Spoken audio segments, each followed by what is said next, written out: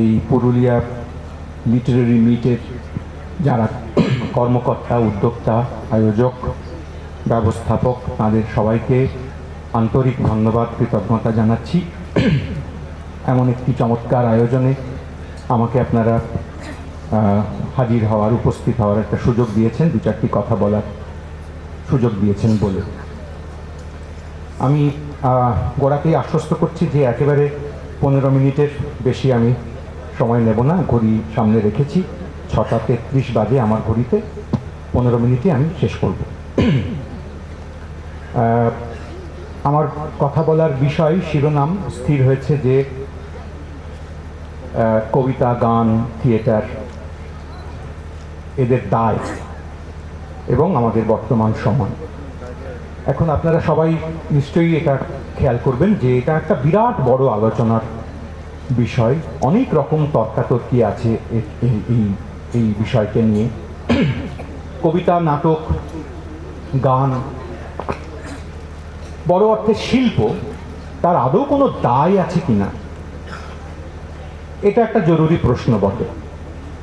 পৃথিবী উত্তাল হয়ে গেছে এইসব প্রশ্ন নিয়ে বহুবার। অনেক ধরনের রচনাকার, শিল্পী, তারা বলবার চেষ্টা করেছেন যে দায়টাই নেই। কবির কিংবা রচয়িতার, শিল্পীর দায় কেবলমাত্র শিল্পের কাছে, কেবলমাত্র তার নিজের কাছে। যিনি রচয়িতা, তার সততা, সেইটাই সবচেয়ে বড় জরুরি প্রশ্ন। উল্টো পক্ষে আরো একদল মানুষ এরকম বলেছেন, বলেই চলেছেন যে না, তা নয়। শিল্পের কাছে, কবিতার কাছে, সাহিত্যের কাছে, গানের কাছে দায়, কবির নিজের কাছে দায়, শিল্পীর নিজের কাছে দায়। এইটাতে সমস্ত কথা ফুরোয় না। এর বাইরেও কতগুলো কথা বলার থাকে, চাহিদা থাকে। কোনো মীমাংসা নেই এই প্রশ্নে। দুটো পক্ষ আছে। অনেক শিল্পী পছন্দ করে নেন তিনি কোন পক্ষে থাকবেন, কোন মতে থাকবেন। দায় তাকে ভাবাবে কিনা, তাকে পীড়িত করবে কিনা, সেইটা তার চয়েস। তিনি তার দ্বারা চালিত হবেন কিনা, সেইটা তার পছন্দ। ফলে শেষ পর্যন্ত আমি আপনাদের কাছে কোনো শেষ কথা, চূড়ান্ত কথা এটা বলতে পারবো না। এবং তার ফলে আমাদের বর্তমান সময়ের শিল্পের, থিয়েটারের, গানের, কবিতার কি দায় আমি প্রত্যাশা করি, সরাসরি তেমন কোনো নিদান সেইটাও আমি দিতে পারবো না। তার বদলে আমি আপনাদের কাছে একজন শিল্পী কি করে শিল্পী হয়ে ওঠেন, দায় তার থাকুক অথবা না থাকুক, তার কৃতজ্ঞতা, দায়ের প্রশ্ন সরিয়ে দিয়ে তার কৃতজ্ঞতা, সেইটা থাকার কথা কি থাকার কথা নয়, সেই নিয়ে দু একটি কথা আপনাদের সামনে ভাগ করে নেওয়ার চেষ্টা করব। অনুগ্রহ করে এইটা আমার একটি বিবেচনা মাত্র, আপনারা খেয়াল করবেন। এতে কোনো শেষ কথা নেই, কোনো নিদান নেই, কোনো চূড়ান্ত সিদ্ধান্ত জানাবার স্পর্ধা আমি দেখাচ্ছি না। কবিতা যখন তৈরি হয়, শিল্প যখন রচিত হয়, সে গানই হোক, নাটকই হোক, কিংবা উপন্যাস হোক, কিংবা যা কিছু হোক। আজকে দুপুরবেলার দিকে এখানে আমরা শ্রমজীবী নারীদের গান, মেয়েদের গান, নারী শ্রমিকের গান, কাজের সঙ্গে যুক্ত থাকা মেয়েদের বেঁচে থাকার সঙ্গে লিপ্ত যে গান, তার একটা চেহারা দেখছিলাম। আপ্লুত হয়ে পড়ছিলাম আমরা সবাই মুগ্ধের মতো শুনছিলাম। আমাদেরই চারপাশে থাকা, আমাদের এই প্রকৃতির সঙ্গে জুড়ে থাকা মানুষজন কয়েক হাজার বছর ধরে, কি তারও বেশি সময়কাল ধরে বাঁচতে বাঁচতে কিভাবে তাদের অনুভূতিকে গানের মধ্যে, শিল্পের মধ্যে ধরে রাখবার চেষ্টা করেছেন। খুব যে ইতিহাসে নাম থাকবে তাদের এমন কোনো দাবি ছিল তা নয়। খুব যে বাহবা পাওয়া যাবে, খুব যে পত্রিকায় ছাপা হবে, খুব যে বই প্রকাশ হবে, খুব যে মঞ্চ পাওয়া যাবে, এমন কিচ্ছু তাদের চাহিদা ছিল না। তারা এমনকি সন্তানের জন্ম দিতে দিতে পর্যন্ত গান তৈরি করেছেন, গেয়েছেন। তারা তাদের 24 ঘন্টার প্রাত্যহিক জীবনের যে লড়াই, কাজকর্ম, যাকে তারা তেমন লড়াই বলে সবসময় মনেও করেননি, হয়তো বাঁচা বলে মনে করেছেন, তার প্রতিটি পদক্ষেপে, প্রতিটি চরণে তারা তাদের মতন গান গেঁথেছেন, ভেবেছেন। কেউ তাদের কাছে গিয়ে জিজ্ঞেস করেনি যে কোনো দায় আছে আপনার সামাজিক? এই যে সত্যি সত্যি সাহিত্যের দায় সমাজের কাছে, এটা নিয়ে যারা কথা বলি আমরা, একটু বাবু টাইপের লোকজন, একাডেমিক পেপার লিখি, আমিও লিখি, এই দ্বিচারিতায় আমিও অভিযুক্ত হতে পারি। খেয়াল রাখা দরকার, এই দায় সংক্রান্ত প্রশ্নগুলি উঠে এসেছে একটা বিশেষ পরিসর থেকে। যখন সত্যি সত্যি কবি বা রচনাকার, শিল্পী তিনি ছিন্ন হয়ে গিয়েছেন, তার চারপাশের বেঁচে থাকার যে পরিসর, অন্যদের সঙ্গে জুড়ে থাকার যে এলাকা, তার থেকে আলাদা হয়ে গিয়ে যখন তিনি শিল্প রচনা করছেন, এই সচেতন প্রয়াস, এই সচেতনতা যখন তাকে তার মাথার উপর চেপে বসেছে, তখনই দায়ের প্রশ্ন এসে দাঁড়িয়েছে বারবার। কারণ বারবার লক্ষ্য করা গেছে তো যে শেষ পর্যন্ত আত্মপ্রকাশ, আমারই যাতনা, আমারই বেদনা, আমারই কাতরোক্তি, এই সব আমি শিল্পের মোড়কে দাঁড় করাচ্ছি। এই সবকে আমি শেষ পর্যন্ত প্রকাশযোগ্য, অন্য লোকের কাছে পৌঁছে, অন্য লোকের কাছে শিল্প হিসেবে অক্ষয় করে রাখবার বাসনা থেকে, সাহিত্যের বা সংস্কৃতির শিল্পের ইতিহাসে একটা গুরুত্বপূর্ণ চ্যাপ্টার হয়ে ওঠার আকাঙ্ক্ষা থেকে, এগুলো কোনোটাই খারাপ আকাঙ্ক্ষা নয়, অসৎ আকাঙ্ক্ষা নয়, অন্যায় আকাঙ্ক্ষা নয়, কিন্তু এই আকাঙ্ক্ষা থেকেই মূলত যারা শিল্পের দিকে এগিয়েছেন তাদের কাছে মাঝে মাঝে দায়ের প্রশ্নটি এসে দাঁড়িয়েছে। কারণ তারা তাদের জীবন থেকে তাদের শিল্প অনেকখানি আলাদা, অনেকখানি দূরে। কিন্তু যে মানুষটি প্রকৃতির সঙ্গে কথা বলতে বলতে, বাঁচতে বাঁচতে গান লিখেছেন, নিঃশ্বাস নেওয়ার মতন করে কবিতা তৈরি করেছেন, আর্তনাদ করেছেন কখনো কখনো, উল্লাস প্রকাশ করেছেন, আহ্লাদ প্রকাশ করেছেন কখনো কখনো, তাদের কাছে এই রচনার জন্য আলাদা করে দায় স্থির করার দরকার পড়েনি। শিল্প তাদের জীবনের সঙ্গে ওতপ্রোত। এই যে অঞ্চলে আমরা দাঁড়িয়ে এখন কথা বলছি, সভা করছি, আয়োজন যা চমৎকার করে করেছি, অনেক মানুষ এসেছেন, এই পরিসরের লাগোয়া যে বিস্তীর্ণ অঞ্চল, সেই অঞ্চলের মানুষজনের ক্ষেত্রে জীবনের সঙ্গে শিল্প এরকম যাকে বলে লেপ্টে আছে, লিপ্ত হয়ে আছে, একাকার হয়ে আছে। ফলে তাদের কাছে কার্যত শিল্প রচনা করায় বেঁচে থাকার দায়। শিল্প না তৈরি করে তিনি থাকতেই পারবেন না।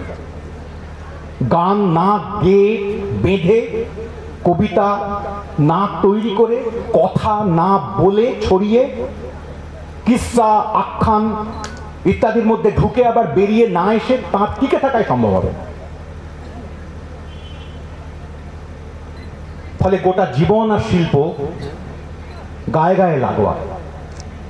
আমরা যারা ছিঁড়ে এসেছি, যারা আমরা শিল্পকেও পণ্য আকারে তৈরি করবার চেষ্টা করেছি, প্রতিটি শিল্পের পিছনে একজন নির্দিষ্ট রচয়িতাকেই মালিক হিসেবে চিহ্নিত করার চেষ্টা করেছি।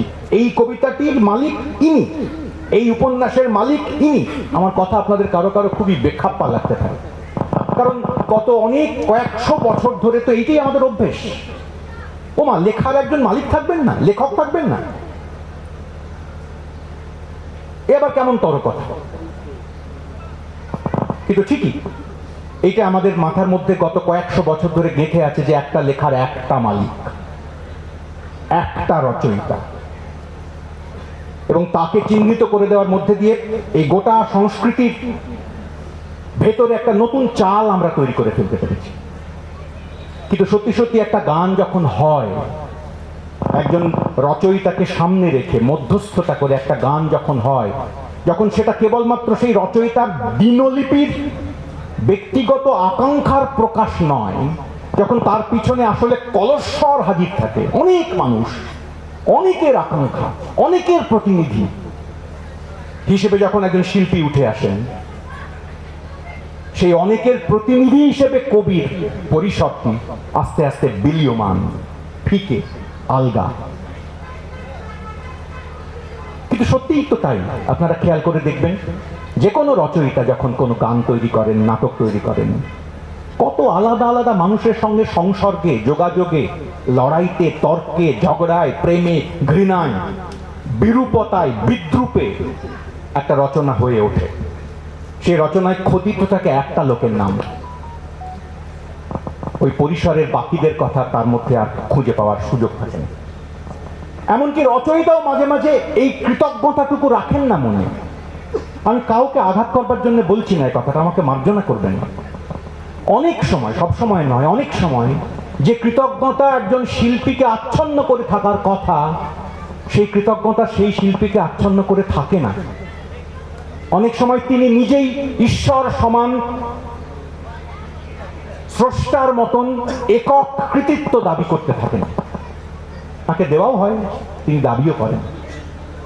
তখনই এই প্রশ্ন আসতে থাকে যে এত মানুষ, আমরা যে তোমাকে কবি হিসেবে পাঠালাম, আমরা যে তোমাকে শিল্পী হিসেবে, গায়ক হিসেবে, রচয়িতা হিসেবে, কথাকার হিসেবে গড়লাম, সবাই মিলে গড়লাম, আমাদের সবার ব্যথার খতিয়ান জমিয়ে রাখবার এবং প্রকাশ করবার দায় ছিল তোমার। অনেক কাল আগে একটা চমৎকার গান শুনেছিলাম আমরা, আপনারাও অনেকে জানেন, ঘুরতি গান। কবি নিজেই লিখছেন, সবার কথা কইলে এবার কবি তুমি নিজের কথা কও, বলো। এটা তো কাজ ছিল কবি, সবার কথা বলা, অনেকের কথা বলা, অন্যের কথা বলা। কখনো কখনো রচয়িতা অন্যের কথা বলতে ভুলে যান, নিজের কথাই বলেন। নিজের কথা বলা কি খারাপ? না, মোটেও খারাপ নয়। কেন খারাপ হবে? কত ব্যথায় তো কবিও থাকেন, শিল্পীও থাকেন, কিন্তু তার সঙ্গে সঙ্গে বাকিদের ব্যথার খবর কবি ছাড়া রাখবে কে? একটা গোটা ব্যবস্থা শিল্পী তৈরি করে অনেকে মিলে। আমি পারবো না, তুমি পারো, সবাই মিলে তৈরি করে। এই যারা আমরা মাস্টারি করি, স্কুল কলেজে পড়াই, তারা একটা ছাত্রকে ধীরে ধীরে তিল তিল করে যখন তৈরি করার চেষ্টা করি, তখন খেয়াল করি যে গোটা সমাজ নানা দিক থেকে যে যার মতন সাধ্য, দুয়ানা, চারানা, পাঁচানা, একটু সহচর্য, একটু হাসি, একটু মিঠে কথা, একটু পিচ্চাপ্রাণী, এইসব দিয়ে গড়ে তুলছে তাকে। আমরা পারিনি, তুমি পারো, এই কথা বলি। শিল্পীও তাই। কৃতজ্ঞতা অতএব শিল্পীর একটা খুব গভীর গুরুত্বপূর্ণ শর্ত হওয়ার কথা। সবসময় হয় না, শিল্পী চুপ করে যান, চুপ করে থাকেন, সব কথায় রা করেন না। কিন্তু কবে তো সেই কবিকে বলা হয়েছিল, কবি বলেছিলেন, মীর তাকি মীর, উর্দু ভাষার বিখ্যাত এক কবি, গালিবেরও পূর্ববর্তী। চমৎকার একটি গজলের দুটি পংক্তি আপনাদের পড়ে শোনায়। কবিকে বলছিলেন কখনো কখনো, আমরা তো অনেক সময় স্বেচ্ছাবৃত নীরবতা নিই, ইচ্ছে করে চুপ করে থাকি। চারপাশে তোলপাড় হচ্ছে, হইচই হচ্ছে, মারপিট হচ্ছে, সব সাফ হয়ে যাচ্ছে প্রায়, বন জঙ্গল জমিন সব। সেই সময়ও কখনো কখনো আমাদের চুপ থাকতে ইচ্ছে করে। সেই রকম চুপ থাকার সময়টুকুতে কবির কাছে, শিল্পীর কাছে এরকম বার্তা পাঠাচ্ছিলেন মীর তকি মীর। দুটি লাইন আপনাদের পড়ে শোনায়।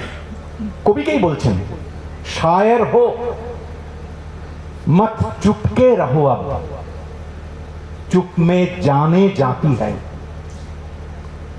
শায়ের হো, কবি তুমি, চুপকে মত রহো আব। কেন? তার কারণ চুপ মে জানে জাতি হ্যায়, প্রাণ চলে যায় চুপ থাকে। তাহলে কি করতে হবে? পরের পংক্তিতে বলছেন, বাত করো বায়াত পড়ো, কুছ বাইতে হামকো বাতাতে রহো। কথা বলো,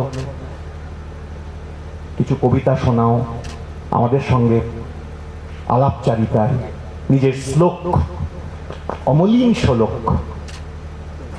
পড়তে থাকো, বলতে থাকো। তুমি চুপ করে গেলে লোক মরে যাবে, মরে যায়ও তো শিল্পী যখন চুপ করে যান, বা কেবলমাত্র নিজের কথা বলেন, অন্যের কথা বলেন না, লাশের কথা বলেন না, লুট হয়ে যাওয়া জমিনের কথা বলেন না। ঘর ছাড়া শ্রমিককে গাল ভরা নাম যখন দেওয়া হয় পরিযায়ী শ্রমিক, কি মিঠে, কি আশ্চর্য মিঠে, পরিযায়ী শ্রমিক। আরে ও ঘর ছাড়া, পরিযায়ী নাকি? ও বেড়াতে গেছে, কাজ পায়নি ঘরের কাছে, তাই গেছে দূরে, ঘর হারিয়ে। আলতো নাম দিয়েছি আমরা, পরিযায়ী পাখির মতো চুপ করে থেকেছেন কবি। আমি একটা ছোট্ট কবিতা পড়ে আমার কথা শেষ করব। 15 মিনিট বোধহয় পার করে ফেললাম, আর 2-2.5 মিনিট তার মধ্যে। বীরেন্দ্র চট্টোপাধ্যায়ের কবিতা। কবিতা হচ্ছে অনেক। তিনি এরকম একটা কবিতা লিখছেন, আমাদের এই চুপ করে থাকা, অকৃতজ্ঞ থাকা, অন্য মানুষের কথা বলতে না চেয়ে নিজেরই কথা বলা, কেবল এইরকম সময় এই কবিতা আমাদের খানিকটা নাড়িয়ে দিতে পারে। চার স্তবকের কবিতা, দ্রুত শেষ করব। আমার সন্তান যাক প্রত্যহ নরকে। আমারই ভাষার একজন কবি তো লিখেছিলেন, আমার সন্তান যেন থাকে দুধে ভাতে। সেই কথাটাকে খানিকটা মস্করা করে, ব্যঙ্গ করে, কাউন্টার করে, প্রতিবাদ করে বীরেন্দ্র চট্টোপাধ্যায় লিখছেন এই কবিতা। আমার সন্তান যাক প্রত্যহ নরকে, ছিড়ুক সর্বাঙ্গ তার ভাড়াটে জল্লাদ। আপনাদের যদি 1970 সালে লেখা এই কবিতা কোনোভাবে 2024 সালের কোনো বাস্তবতার দিকে তাকাতে ইশারা করে, তাহলে তার দায় আমার নয়, কবিরই দায়। আমার সন্তান যাক প্রত্যহ নরকে, ছিড়ুক সর্বাঙ্গ তার ভাড়াটে জল্লাদ। উপরে নিক চক্ষু জিহ্বা দিবাদি প্রহরে নিশাচর সাপদেরা। করুক আহ্লাদ তার শৃঙ্খলিত ছিন্ন ভিন্ন হাত পা নিয়ে শকুনেরা। কতটুকু আসে যায় তাতে আমার, যে আমি করি প্রত্যহ প্রার্থনা, তোমার সন্তান যেন থাকে দুধে ভাতে। যে আমি তোমার দাস, কানা করি দিয়ে কিনেছ আমাকে রানী। বীরেন্দ্র চট্টোপাধ্যায় লিখেছেন, রাজা লেখেন, আমি বদলে দিইনি শব্দ। যে আমি তোমার দাস, কানা করি দিয়ে কিনেছ আমাকে রানী। বেঁধেছ শৃঙ্খলে আমার বিবেক লজ্জা। যে আমি বাংলার নেতা, কবি, সাংবাদিক, রাত গভীর হলে গোপনে নিজের সন্তানের ছিন্ন শির ভেট দিই দিল্লিকে। গঙ্গা জলে হাত ধুয়ে ভোরবেলা বুক চাপড়ে কেঁদে উঠি, হায় আত্মঘাতী শিশুগুলি রক্তে আছে শুয়ে। আমার সর্বাঙ্গ জলে আশ্চর্য চুমায়, তোমারই দাক্ষিণ্য রানী দিয়েছ নিভৃতে। এবার পাঠিয়ে দাও প্রকাশ্যে ঘাতক। বাগানে যে কটি ফুল আছে ছিঁড়ে নিতে, প্রত্যেক কাগজে আমি লিখব ফুলের ভেতরে পোকার নিন্দা, খুনির বাহবা। প্রত্যহ বাংলার শিশু গোলাপ কটির সর্বনাশে সরগরম করব আমি সভা। আমার সন্তান যাক প্রত্যহ নরকে, ছিড়ুক সর্বাঙ্গ তার ভাড়াটে জল্লাদ। উপরে নিক চক্ষু জিহ্বা দিবাদি প্রহরে নিশাচর সাপদেরা। করুক আহ্লাদ তার শৃঙ্খলিত ছিন্ন ভিন্ন হাত পা দিয়ে শকুনেরা। কতটুকু আসে যায় তাতে আমার, যে আমি করি প্রত্যহ প্রার্থনা, তোমার সন্তান যেন থাকে দুধে ভাতে। কবি হিসেবে কোনো দায় নেই, শিল্পী হিসেবে কোনো বাড়তি দায় নেই, কোনো দায় নেই। মানুষ হিসেবে আছে, এটুকুই শিল্পীর মাঝে মাঝে স্মরণ রাখার কথা। এটুকুই শিল্পের কাছে অশিল্পীদের, আমাদের মতন লোকেদের আবেদন। নমস্কার।